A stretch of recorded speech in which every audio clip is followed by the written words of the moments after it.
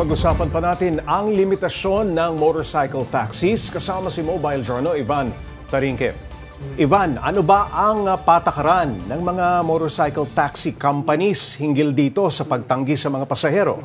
So, Pops J, nung kinakausap natin yung ibang mga riders, no, tinatanong natin ano ba talaga yung policy nila tungkol dito sa pag-cancel ng booking. No? So, usually, dadaan pa daw yan muna sa admin. No? Pero wala daw silang, sa app daw nila mismo, hindi daw sila pwede mag-cancel.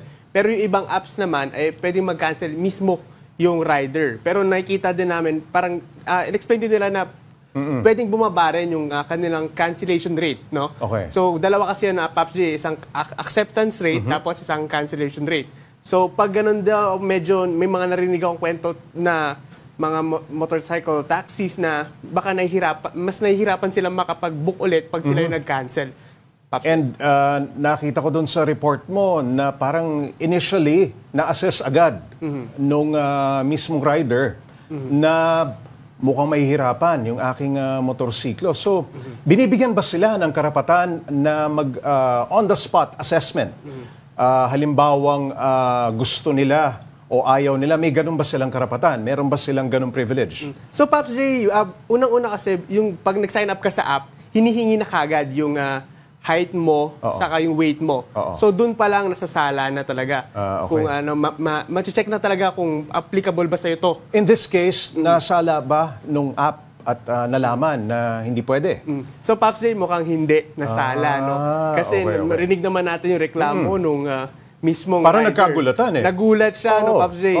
So, medyo parang ang ina-expect pa nga ata niya, Pops J, babae yung sasakay sa kanya dun sa mismong video. Pero nagulat nga siya, ibang tao yung sasakay dun sa kanyang motor. Nasubukan mo bang kausapin yung motorcycle taxi company kung saan nandun, no? Kung ano yung involved na motorcycle taxi company at yung mismong pasahero?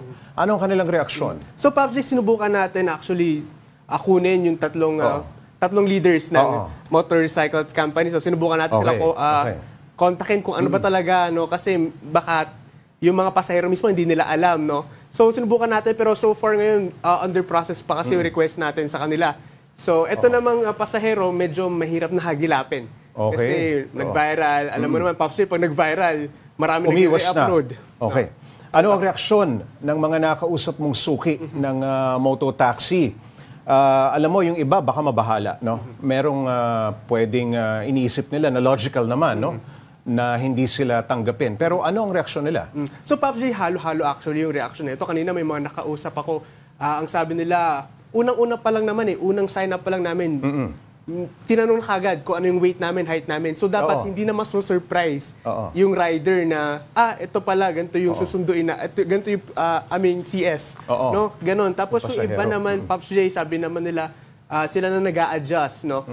Doon actually sa app mismo, pwede ka maglagay ng note, no? Kung yung iba sinasabi nila, andun na yung weight nila, nilalagay na nila. Minsan nababanggit, nasa sala ba ng app ko halimbawa, may dalawang malaking kahon akong bitbit, sasakay ako sa'yo, so wala bang ganon? So, Pops J, so pag kinalikot mo yung app, walang ganong options, no? Ilalagay mo lang talaga siya sa note. Na medyo may dala ka or ano ba, may extra kang baggage. Correct, Yun, inonote mo lang talaga, ikaw na mismo maglalagay doon sa app mismo. Kasi lahat ng sasakyan may load capacity na tinatawag, ano? Sa ibang mode of transportations ba, ganun din? May limitasyon din ba?